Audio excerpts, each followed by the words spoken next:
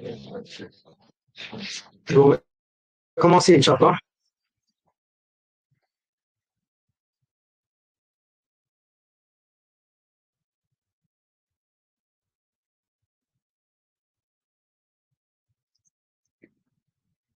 Voilà.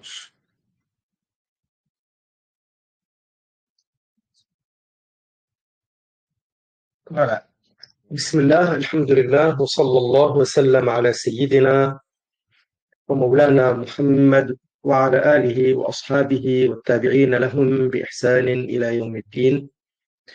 Donc, je rappelle que ce que nous avons vu jusqu'à maintenant, c'était jusqu'à la lune fondue en deux, le miracle prophétique, le miracle qui a eu lieu encore dans la période de Mecca,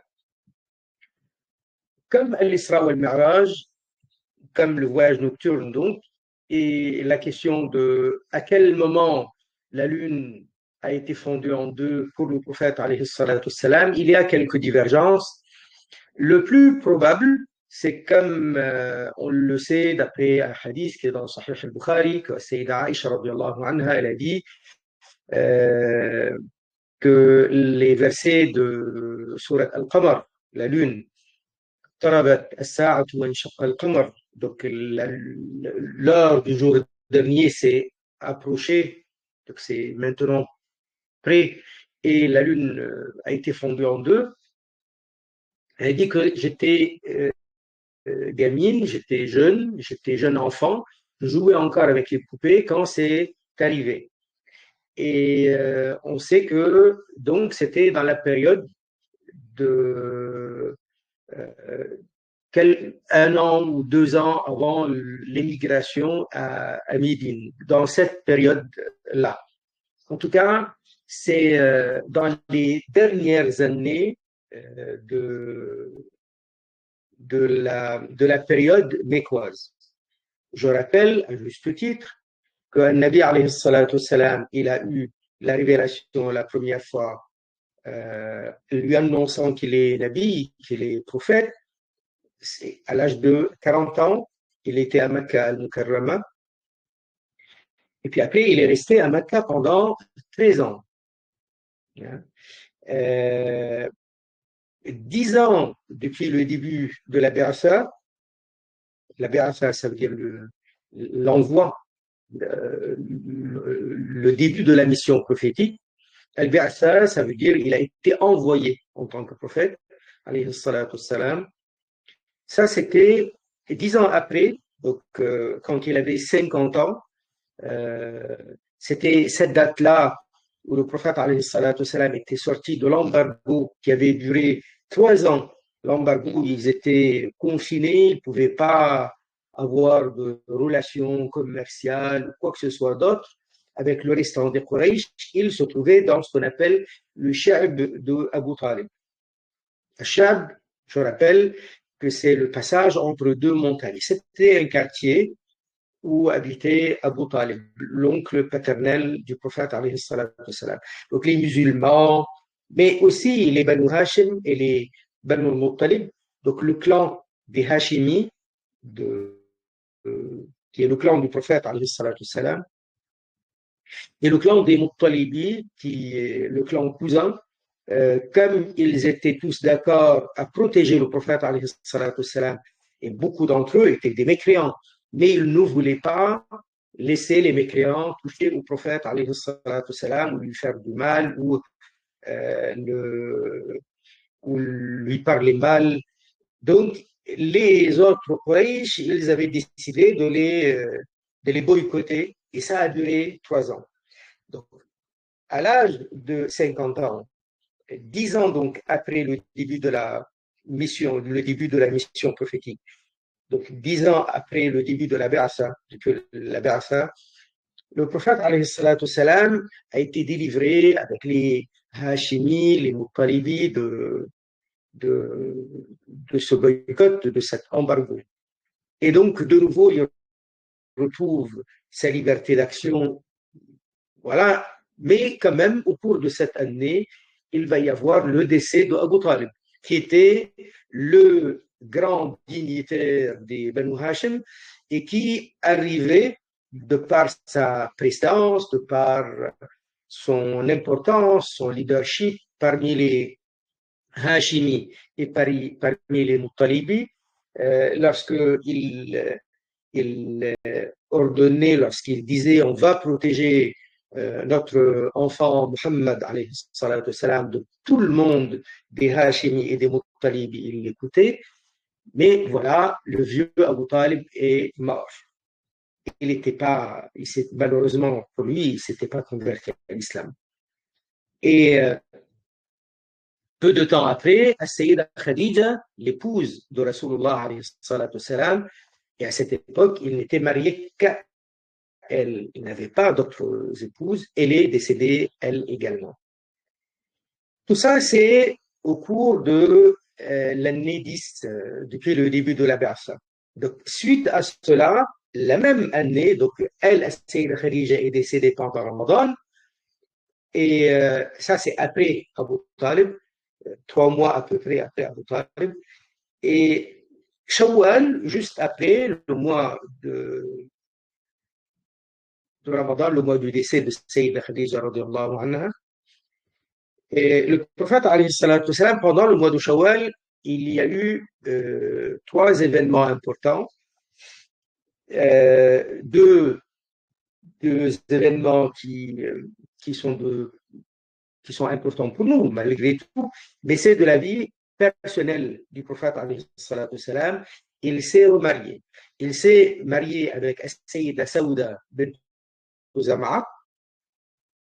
Voilà. Et il s'est marié avec Sayyida Aïcha radiallahu anha. Bien entendu, le mariage avec Sayyida Zama était veuve, elle était d'un certain âge, elle était voilà, donc elle était un peu âgée. Elle n'était pas vieille dans le sens de la vieillesse, mais elle était d'un certain âge. Et il s'est marié avec Sayyida Aïcha. Par contre, Sayyida Aïcha était très jeune. À ce moment-là, elle devait avoir entre 6 et 7 ans lunaires. Et bien sûr, un mariage comme celui-ci, c'est uniquement le contrat. Elle n'avait pas vécu avec lui à ce moment. Elle était encore chez ses parents. Et il y a un troisième événement très important pendant ce mois de Shawwal. Le prophète sallallahu alayhi wa sallam était parti essayer de convaincre les Thaqif. On a parlé de tout ça les semaines dernières, mais c'était juste pour faire un petit peu le rappel. Donc, les Thaqif, c'est la tribu des Thaqif qui peuplait la ville de Taif. On avait vu sur les cartes également où ça se trouve, également quelques détails sur ce voyage qui était particulièrement éprouvant pour le prophète sallallahu alayhi wa sallam, car les Thaqif, et pourtant il est resté chez eux une dizaine de jours, ils étaient odieux, ils étaient méchants, voilà, ils étaient très mauvais envers le prophète alayhi salatu wassalam. Et donc le prophète il repart et sur son chemin de retour, on avait donné les détails par rapport à son invocation célèbre et par rapport à sa rencontre avec les djinns et également lorsque l'ange des montagnes était venu lui dire Allah m'a autorisé à obéir à tes ordres, si tu veux, je vais abattre les montagnes de Mecca sur les Quraysh. Et le prophète alayhi salatu wassalam a refusé cette proposition. Le prophète alayhi salatu wassalam, il retourne donc à Mecca. Là, on est dans le mois de Shawwal, toujours le mois de Shawwal de l'an 10 depuis le début de la Ba'sa. Donc, on est encore plus de 3 ans avant l'émigration à Médine. Très bien. Et la situation à Mecca, elle était très difficile. Elle était encore truffée de dangers pour le prophète alayhi salatu wassalam et pour les Sahaba radiallahu ta'ala anhum. Bref, le prophète, alayhi salatu wassalam, il va continuer donc à rencontrer les Sahaba, à essayer de faire son maximum, et il ne manquait aucune occasion lorsqu'il voyait des gens venir à Mecca pour Al-Umrah ou pour Al-Hajj ou des dignitaires, il allait à leur rencontre, mais très souvent, c'était difficile car les gens avaient beaucoup d'estime et beaucoup de crainte parfois de Quraysh, des représailles de la part des Quraysh qui n'acceptaient absolument pas qu'on vienne rencontrer le prophète alayhi salatu wassalam. Donc, il va y arriver à cette période, a priori, parce qu'il y a une divergence, euh, le voyage nocturne à l'Isra ou al-Mi'raj, a priori, donc c'est cette période, il va partir à Jérusalem, il va partir depuis Jérusalem, il va monter dans les cieux, il va retourner. Et donc, nous avons donné pas mal de détails sans aller sur le détail de tout le voyage, euh, du voyage nocturne et de l'ascension dans les cieux, mais c'était a priori, d'après beaucoup de ulama, dans cette période-là, après le retour de Taïf en tout cas. Et, euh, et également la lune fondue en deux, dans cette période également. Et là, la dernière chose que nous avions vue, c'était par rapport à, à ce miracle qui est mentionné dans le Coran, mais bien sûr, non seulement dans le Coran, nous avons là les hadiths qui en parlent, c'est le témoignage de plusieurs compagnons que j'ai relaté ici. Ceci dit, nous avons vu tout ça et nous sommes encore dans la période mécoise. C'est encore dans la période après le retour de Taïf, après, donc il avait 50 ans, et puis après, au-delà, il entre dans l'année 11 et 12 et 13, qui est le début de la Bi'asa, et nous allons voir qu'il va y avoir un événement très, très important euh, par la suite. C'est ce qu'on appelle la rencontre avec les Yathribi, les Médinois. Les Yathribi, les Médinois. Est-ce que si je mets comme ça, voilà. Qu'est-ce qui s'est passé? Le prophète, alayhi salatu salam, comme je disais tout à l'heure, il ne manquait pas une occasion où il pouvait rencontrer des gens, où il pouvait parler à certaines personnes. Il ne les manquait pas ces occasions-là pour les convier à l'islam. Seulement, la situation était très tendue avec les Quraysh, parce que les Quraysh, ils guettaient les mouvements du prophète, alayhi salatu salam. Ils surveillaient. Et quand ils voyaient que le prophète, alayhi salatu salam, partait rencontrer des gens, ils venaient, eux, derrière, leur dire, ne l'écoutez pas, c'est, vous allez avoir des problèmes avec nous. Bref, ce qu'ils pouvaient faire pour les dissuader de cette rencontre, voilà, d'apprécier, dissuader, d'apprécier ou d'écouter le prophète, alayhi salatu wassalam. Donc l'année 10 était finie, Shawwal, Zulqa'da, Zulhijja fini. Là, il a essayé de rencontrer des gens, mais bon, ça n'a pas donné beaucoup de résultats. Donc l'année 10, depuis le début de la Ba'sa, est finie. On entre dans l'année 11. La fin de l'année 11, à la période de l'Hajj. Pourquoi je dis la fin? Parce que la période de l'Hajj est la fin. C'est là que les gens viennent pour Al-Hajj. De nouveau, le prophète, alayhi salatu salam, il va à Mina. Pourquoi Mina particulièrement? Parce que lorsque les pèlerins venaient, lorsque les pèlerins, même jusqu'à aujourd'hui, quand on va au Hajj, on campe à Mina. Mina, c'est pas loin de Mecca et c'est un endroit, comment dire, incontournable. Parce que quand on arrive directement à Mecca, oui, mais après, on va à Mina. Mina, on y va le 8e jour de Zulhijja. On appelle ça le jour de Tarwiyah. Et de là, on va attendre jusqu'au 9, le lendemain, le jour de Arafat, et c'est là qu'on va se diriger de Mina et on va à Arafat. Voilà. Arafat, c'est le 9. Une fois qu'on a fini la journée du 9, le jour de l'Hajj, après le Maghreb, on quitte Mina et on va à Muzdalifa. Et de Muzdalifa à Muzdalifa, on va passer la nuit jusqu'au lendemain matin. Le lendemain matin, c'est le 10, c'est le jour de l'Aïd. Donc, le jour de l'Aïd, on va à Mina de nouveau. Et c'est à Mina qu'on va faire l'abattage, on va faire lancer Jamratul Aqaba, les 7 cailloux, dans un des bassins qu'on appelle Jamratul Aqaba, qui est le troisième bassin, qui est le plus proche de Makkah. Et après, on va faire l'abattage du sacrifice qu'on avait avec nous. Et après cela, on va couper les cheveux, on va se couper les cheveux.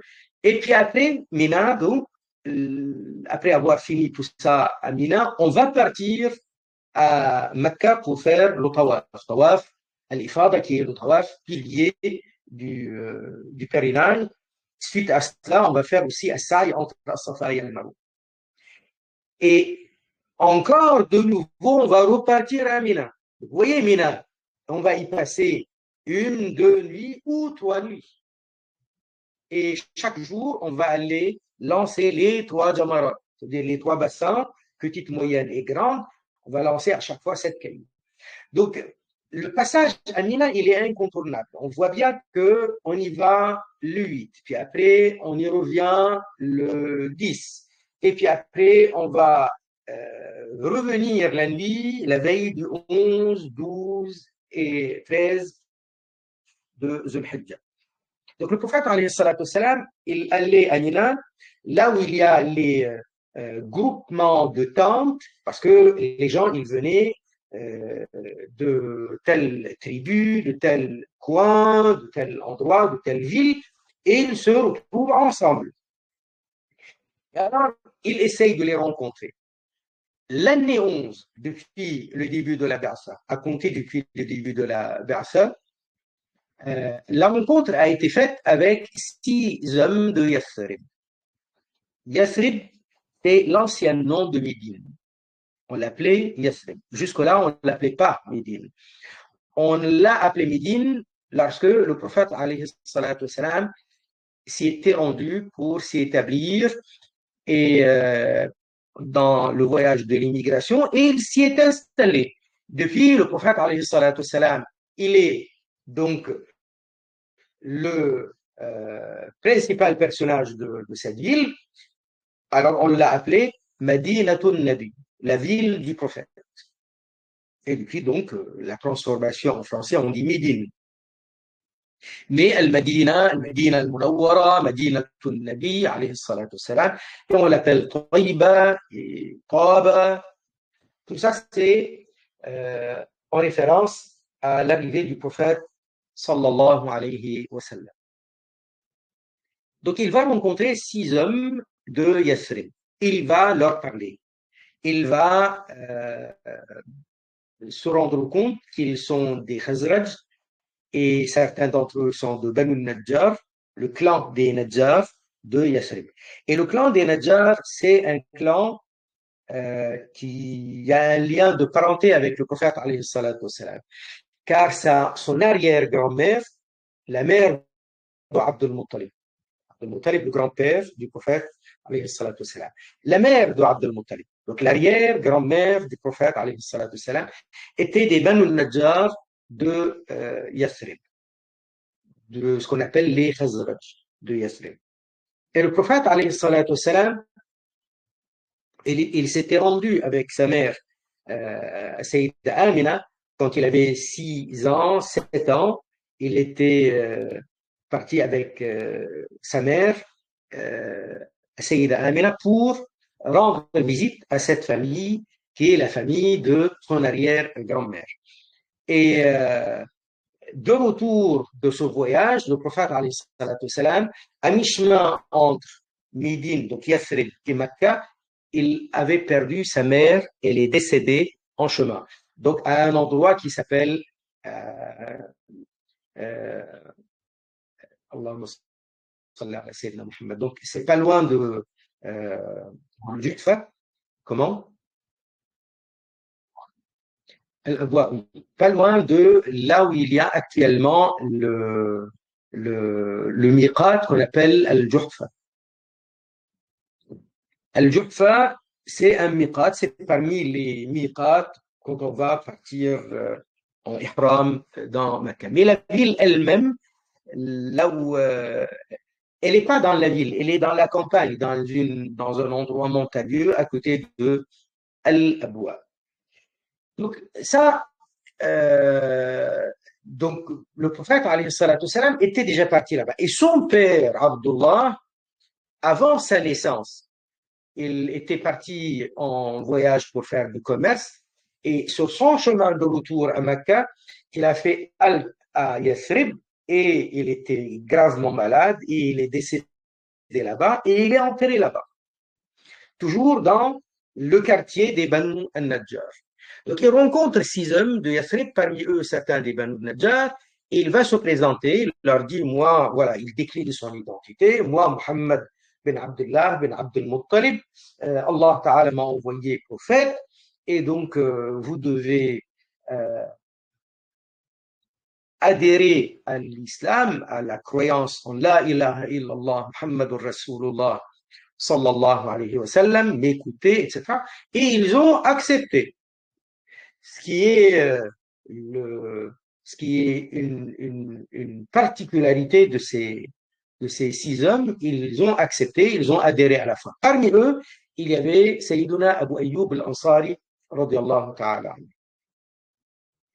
Donc ceux-là, ces 6 hommes, ils sont partis parler de l'islam, de leur conversion à l'islam, de leur rencontre avec le prophète, alayhi salatu wassalam, et l'islam s'est propagé. Avec 6 hommes, ils viennent de se convertir, ils présentent l'islam à leur famille et de famille en famille, les gens adhèrent à la foi rapidement et ça prend beaucoup d'ampleur.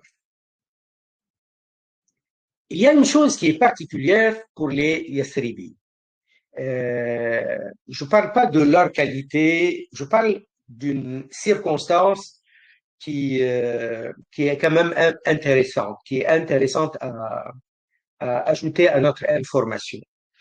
C'est que à Médine ou à Yathrib, il y avait 3 quartiers juifs. 3 quartiers juifs. Il y avait les Banu Qaynuqa, c'est une tribu, un clan de juifs qui était installé à Yathrib, un des quartiers de Médine. À cette époque-là, l'urbanisme de la ville de Yathrib, bien entendu, vous imaginez que c'est pas comme l'urbanisme de nos jours. Et même, ce n'était pas non plus l'urbanisme des villes qu'on connaît de là où il y avait eu des empires et des... Non, la ville de Yathrib était une ville euh, qui est euh, euh, qui est un petit peu campagnarde parce que les habitants, ils sont des agriculteurs. Les Yathribis étaient des agriculteurs. Ils n'étaient pas particulièrement des hommes d'affaires avec du commerce. Ils étaient des agriculteurs. Donc, ils cultivaient particulièrement les dattiers, les palmiers. Donc. Il y avait d'autres sortes d'agriculture, bien entendu, qu'ils entretenaient, mais particulièrement les dattiers.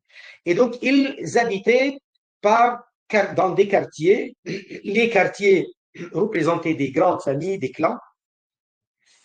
Et donc, ils avaient leurs habitations, ils avaient donc les ruelles entre les maisons. Et puis après, il y avait entre quartier et quartier beaucoup de palmiers, beaucoup de vergers.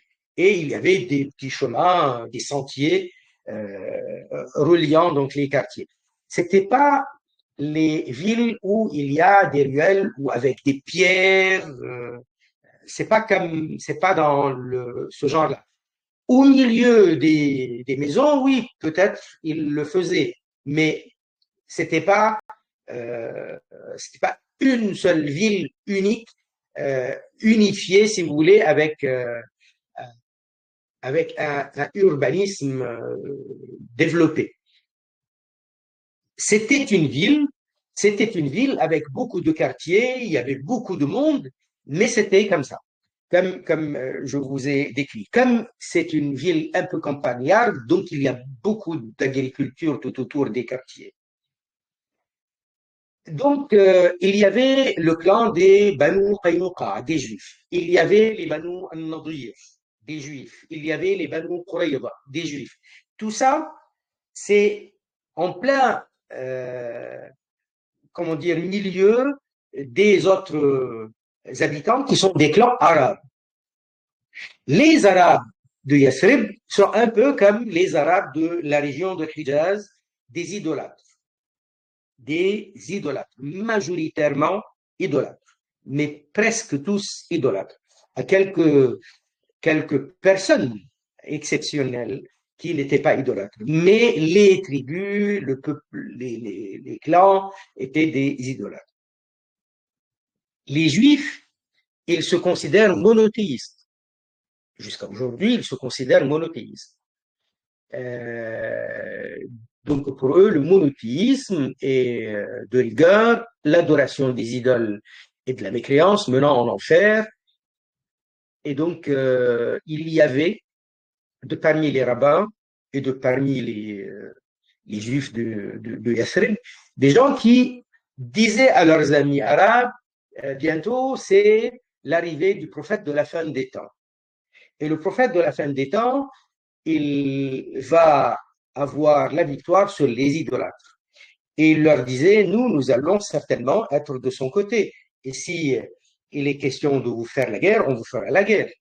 Bientôt, donc, c'est le prophète de la fin des temps, c'est l'ultime prophète. Et après, il va y avoir le jour dernier. Donc les Yatribis, certains d'entre eux, ils entendaient ce genre de discours de la part de leurs voisins juifs. Certainement, cela a marqué certains de ces Arabes. Et donc, lorsqu'ils ont rencontré le prophète, alayhi salatu salam, ils se sont précipités de lui prêter le serment et d'obéir à lui et d'adhérer à sa religion.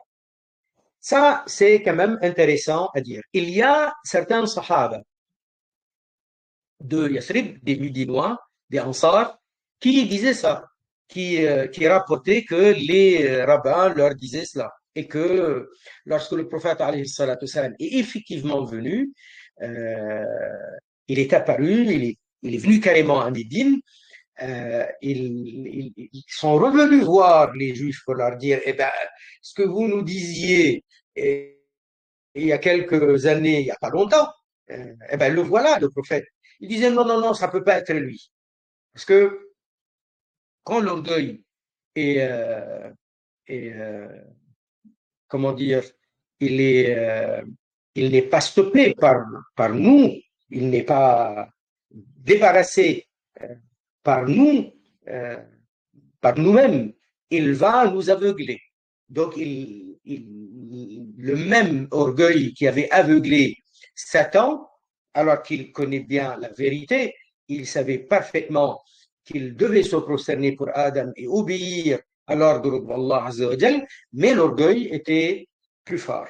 Et donc, il n'a pas obéi à la raison et à l'appel de la pureté, mais il a obéi plutôt à l'orgueil. Il s'est laissé emporter par l'aveuglement de l'orgueil. Et c'était le cas de beaucoup de juifs de Yathrib. Donc voilà, l'islam s'est propagé. Qu'est-ce qui s'est passé par la suite? Pendant toute cette année-là, donc on est fin 11 depuis le début de la Ba'atha, donc Zulqa'da, Zulhijja, elle est finie. L'année lunaire est finie et on va entrer dans Muharram. Muharram, Safar et encore 12 mois.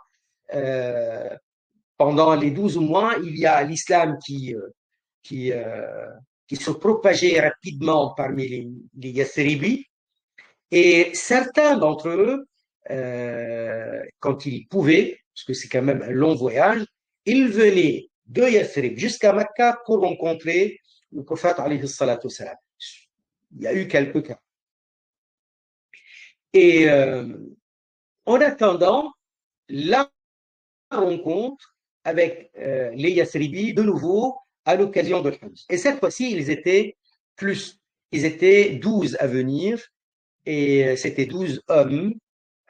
Et cette fois-ci, ils ont carrément, pas seulement donc ils ont parlé avec le prophète, mais ils lui ont prêté le serment d'allégeance qu'on appelle Bay'atu al-Nisa. Bay'at al-Nisa.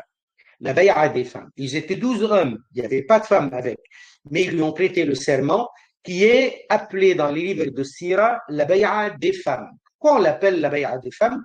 Parce que les termes de cette bay'a, c'est exactement les mêmes termes que nous connaissons dans le Coran, lorsque Allah Azza wa Jal, il a ordonné dans le Coran aux femmes de prêter serment d'allégeance au prophète alayhi salatu salam. Ça, c'est en arrivant, lorsque le prophète était arrivé à Médine, et donc qu'elles ne commettaient pas de shirk, qu'elles ne tuent pas leurs enfants, qu'elles ne commettent pas zina, des choses de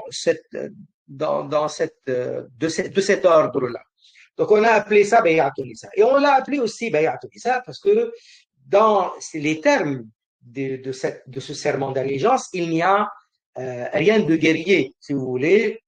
Bon, bref, il y a plusieurs explications, mais notamment, c'est que les termes de ce serment d'allégeance sont les mêmes termes que ce qu'Allah a ordonné aux femmes dans le Coran al-Karim quand elles prêtaient le serment d'allégeance au prophète sallallahu alayhi wa sallam.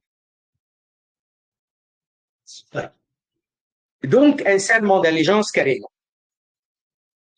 Et ils sont repartis, et là, ils ont demandé au prophète alayhi salatu salam d'envoyer avec eux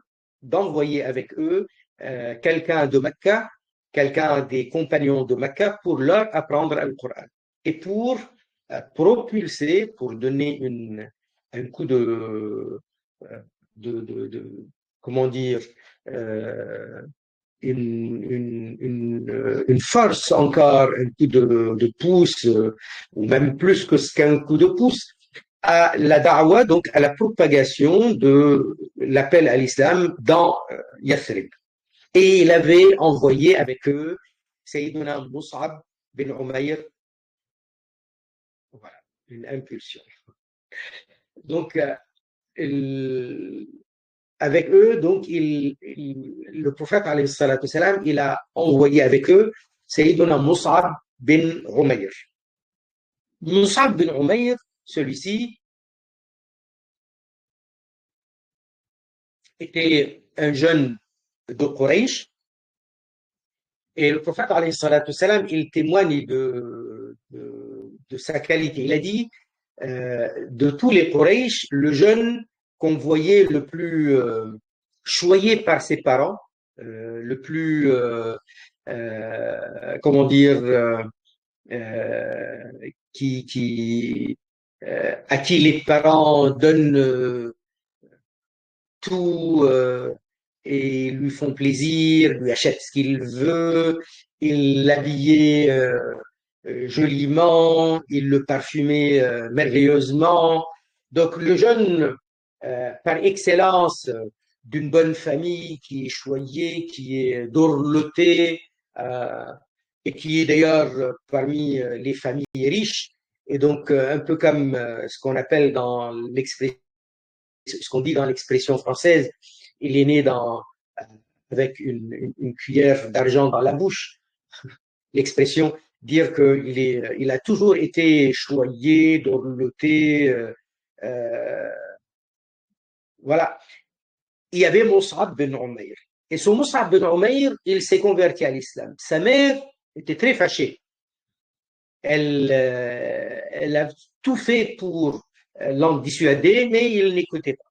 Et il est un des hommes les plus marquant donc de cette période-là, parce que le choix du prophète alayhi salatu salam sur Mus'ab bin Umayr témoignait donc de la grande importance de ce jeune homme et son savoir, sa sagesse, ce qu'on ne voit pas. On n'en voit pas quelqu'un qui n'est pas sage, qui n'est pas, voilà, qu'on ne pense pas être à la hauteur de pouvoir convaincre.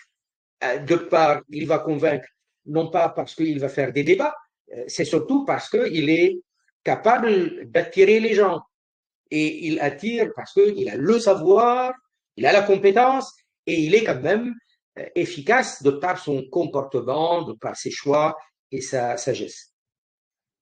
Et c'est vrai, Sayyiduna Mus'ab, il va être efficace, très très efficace pour propager l'islam partout à Yathrib, au point que la propagation de l'islam a été fulgurante depuis son arrivée. Il y avait beaucoup de conversions, mais là, c'était propulsé, ça a été très, voilà, ça a été très rapide, ça s'est propagé beaucoup. Et parmi ces rencontres très efficaces qui avaient marqué les Yathribites, sa rencontre avec Sayyiduna Saad bin Mu'adh. Saad bin Mu'adh, il était le chef des Aous. Les Yathribites sont deux clans essentiels, deux tribus, si vous voulez, essentiellement, deux tribus cousines, les Aous et les Khazraj. Et dans chacune, il y a des clans et des familles.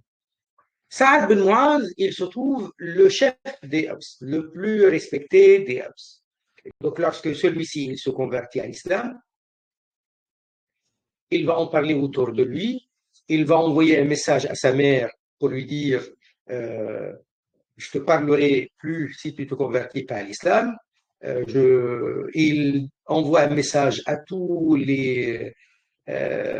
à toutes les maisons, toutes les familles de son clan et leur dit désormais je coupe les liens avec vous si vous ne vous convertissez pas à l'islam. Et donc le jour même, avant le soir, tous les Haus étaient convertis à l'islam. Donc ça fait beaucoup de monde à la fois.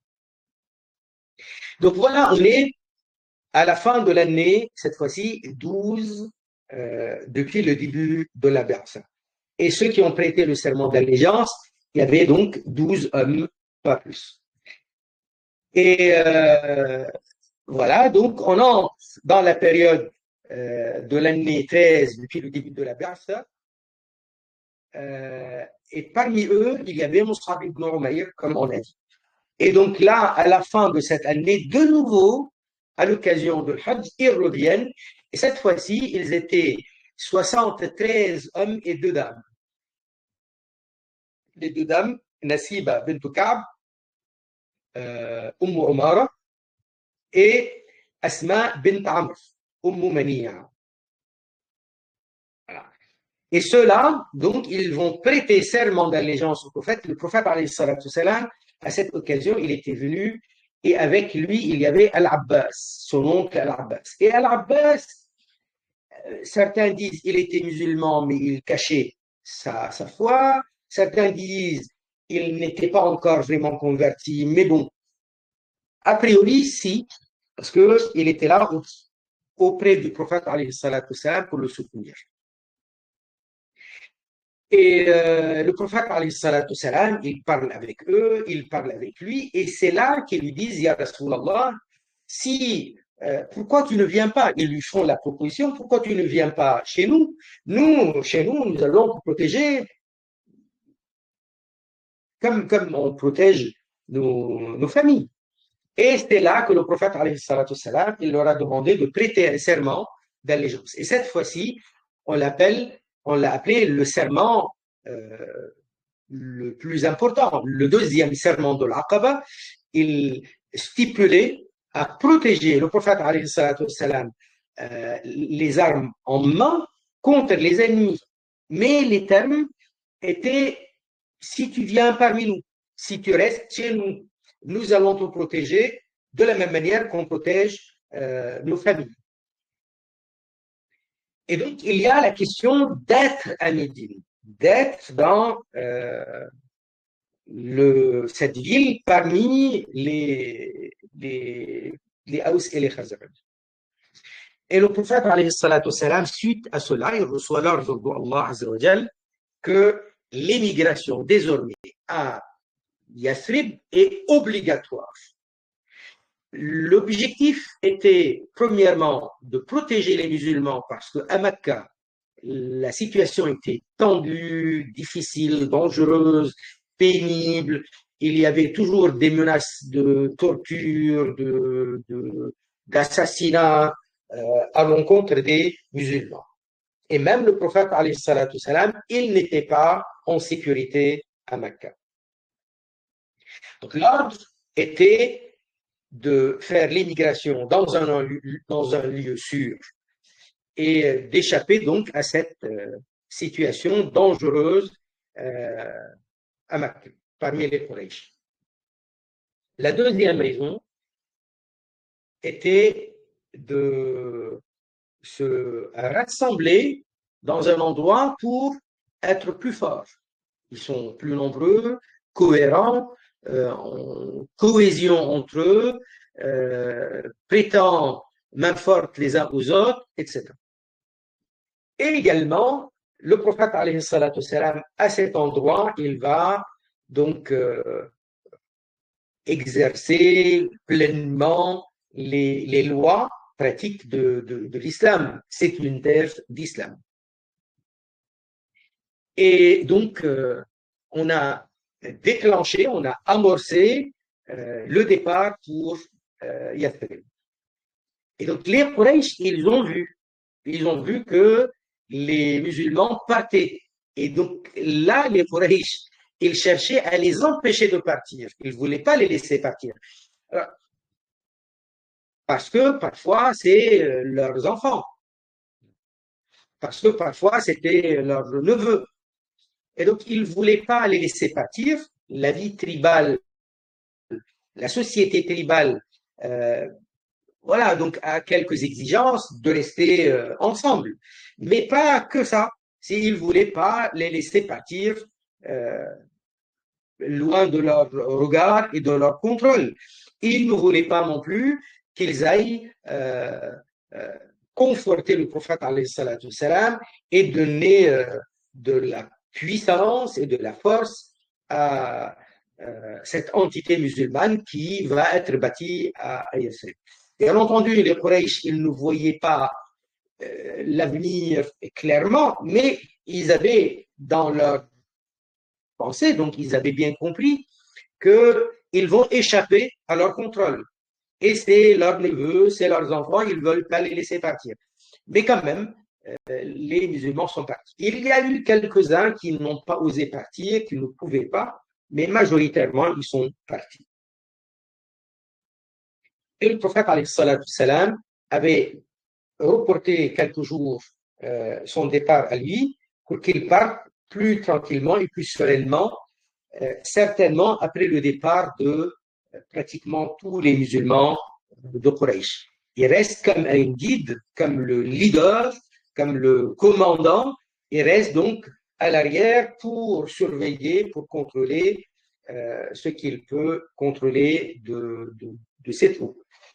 Et pour assurer leurs arrières et également pour que son départ soit bien préparé, bien planifié, car son départ à lui n'est pas comme le départ des autres, quoique le départ des autres était sous menace parfois, mais le départ du prophète alayhi salatu salam allait être particulièrement important et dangereux, et les mécréants de Quraysh, ils vont s'y opposer et ils cherchent à non seulement le freiner, mais à l'arrêter et peut-être même le tuer. Donc voilà. Donc on arrive à l'année 13 qui est le début de la Ba'sa. Ici, on a une image je l'ai pu mettre des images plus récentes. Cet endroit-là, c'est en fait une petite mosquée. C'est une construction d'une mosquée. Cette mosquée, elle est construite de l'époque abbasside. Elle n'est pas récente. Cette construction-là que vous voyez, elle est vieille de plus de 1200 ans. Mais on ne peut pas y accéder. Les Saoudiens, ils ont barricadé tout autour avec des, euh, des haies de fer. Vous voyez, donc on ne peut pas entrer, mais on peut venir tout autour. Celle-là a été construite, cette mosquée, à l'époque des Abbassides, pour donc rappeler qu'à cet endroit, les Yathribis sont venus prêter serment d'allégeance au prophète alayhi salatu salam. D'ailleurs, ça s'appelle Masjid al-Bay'a. Vous voyez les montagnes, mais ça, c'est les montagnes de Mina. Là, on est en plein Mina. Et ce que vous voyez comme bâtiment blanc, là, ce bâtiment blanc, c'est pas un bâtiment où on habite. En fait, ça, euh, c'est une structure pour à utiliser pour monter, pour accéder au pont qui relie les trois Jamarat. Donc là-bas, donc il y a les trois Jamarat, un peu plus loin dans l'image. Mais on ne voit pas les trois Jamarat, mais on voit cette structure blanche. Il n'y a pas d'habitation, il n'y a pas de ville à Mina. C'est un lieu où il n'y a pas de ville, de village. Donc, ce qu'on voit, c'est par rapport donc à l'arrivée sur les ponts, il y a plusieurs ponts qui ont été construits par les Saoudiens les dernières années pour faciliter et désengorger le, les passages entre les trois Jamarat. Donc, ce qui est écrit ici dans l'encadré, ils disent que les gens de la Bay'a, ceux qui ont prêté serment d'allégeance la première année, donc l'année 12, ils sont retournés à Médine, à Yathrib, et avec eux, il y avait Mus'ab ibn Umayr, comme je vous l'avais raconté. Et Mus'ab ibn Umayr avait la charge de leur apprendre le Coran, de leur apprendre l'islam. Voilà. Et puis après, à la fin de cette année, donc on entre dans on était dans l'année 13 depuis le début de la Barça. Il retourne et avec lui 73 hommes et 2 femmes. Nasiba bint Ka'b Umara et Asma bint Amr bin Adi Mani'. Et il y a eu la seconde bay'a de Al-Aqaba. Alors que la première, on l'a appelée Bay'atul Nisa, la bay'a des femmes. La deuxième, la seconde, on l'a appelée Bay'atul Harb, le serment guerrier. Parce que le prophète, quand il leur a dit, mais est-ce que vous nous protégerez, etc., ils lui ont dit,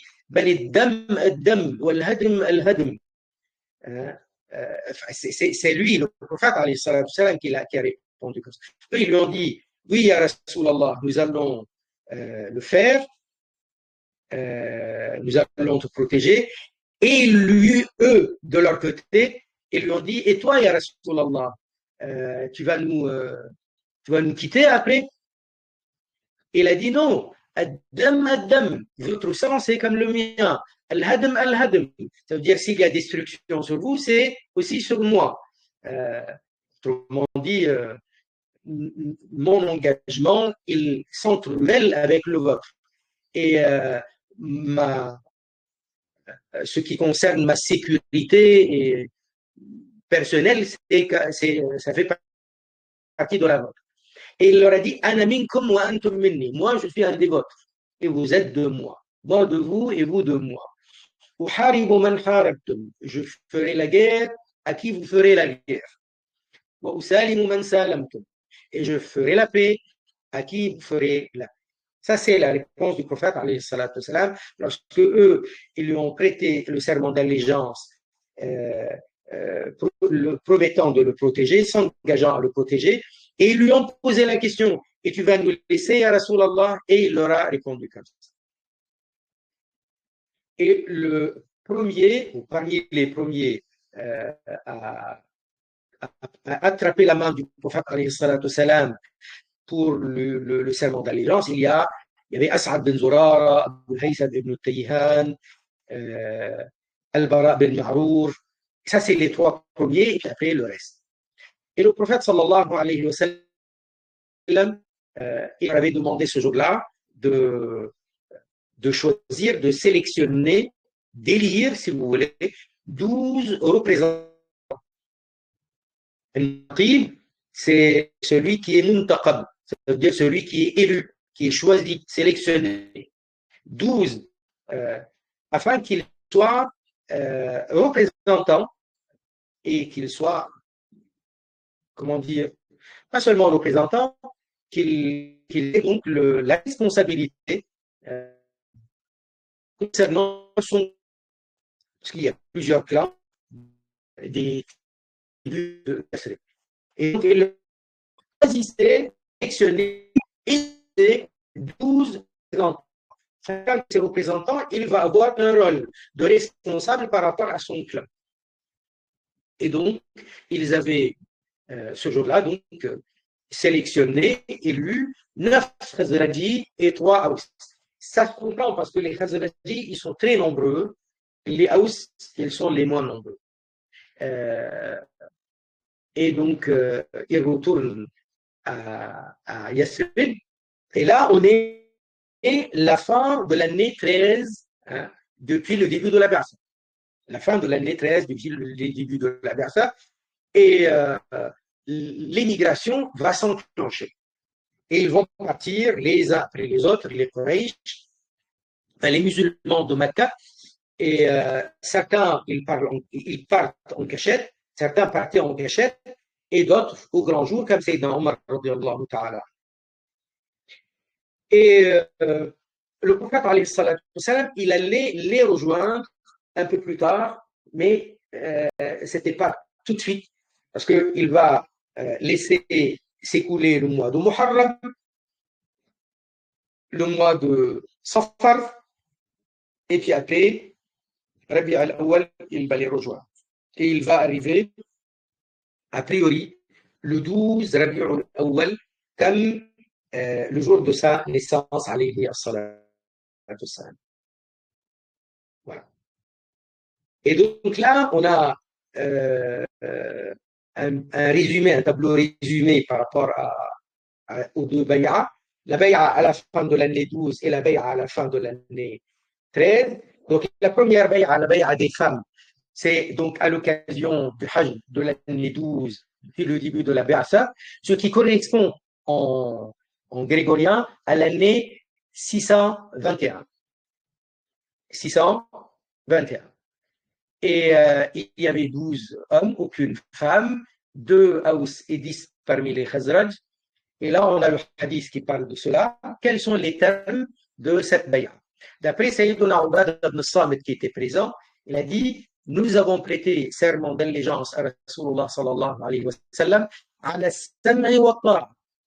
Ça veut dire, nous nous engageons à écouter et obéir. Fil manshati wal makra, que l'on soit en forme ou que l'on soit dans la difficulté. Ça, c'est rapporté par Al-Bukhari. Et ça, c'est essentiellement ça. Mais il n'y a pas que ça. Alors, il dit, on l'a appelé Bay'atul Nisa.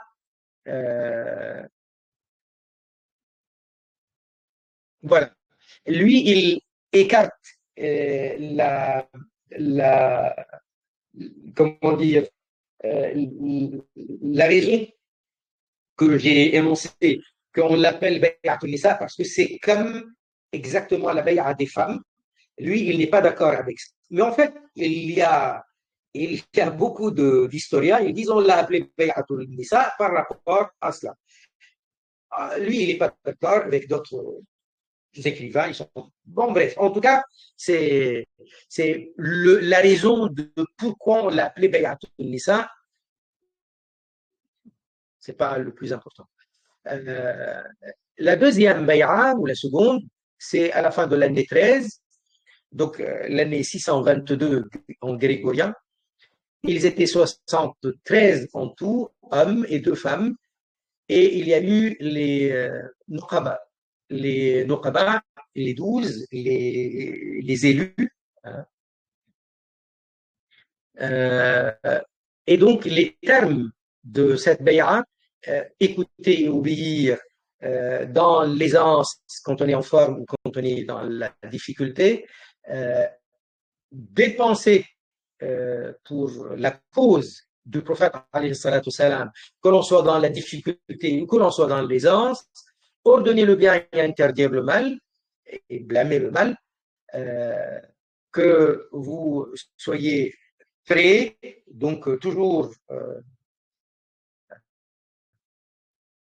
vous répondez présent pour obéir à Allah Azzawajal, et vous craignez pas qu'on vous blâme. لا تأخذكم في الله لومة لا تأخذكم في الله لومة لائم. Donc vous ne serez pas influencé par le blâme des uns et des autres. Et cinquièmement, le plus important, Nusratul Rasoul alayhi salatu salam, donc prêter la force au prophète alayhi salatu salam, lui donner le soutien guerrier, arme à la main quand il le faut, comme ils protègent leurs femmes et leurs enfants et leurs biens, ils protègent le prophète alayhi salatu salam, et en échange, ils ont al-Jannah, ils ont le paradis. Voilà. À partir de là, donc, ça a enclenché, a amorcé la hijra, et le prophète alayhi salatu salam, il allait les rejoindre dans le mois de Dhul Hijjah. Inch'Allah ta'ala, on continue demain et on parlera de la hijra al-Madina, Inch'Allah ta'ala. بارك الله فيكم. سبحان الله والحمد لله ولا إله إلا الله لا إله إلا الله لا إله إلا الله لا إله إلا الله. اللهم صل على سيدنا محمد وعلى آله وصحبه وسلم. رب اغفر للمؤمنين والمؤمنات. سبحان ربك رب العزة عما يصفون وسلام على المرسلين والحمد لله رب العالمين. بارك الله فيكم.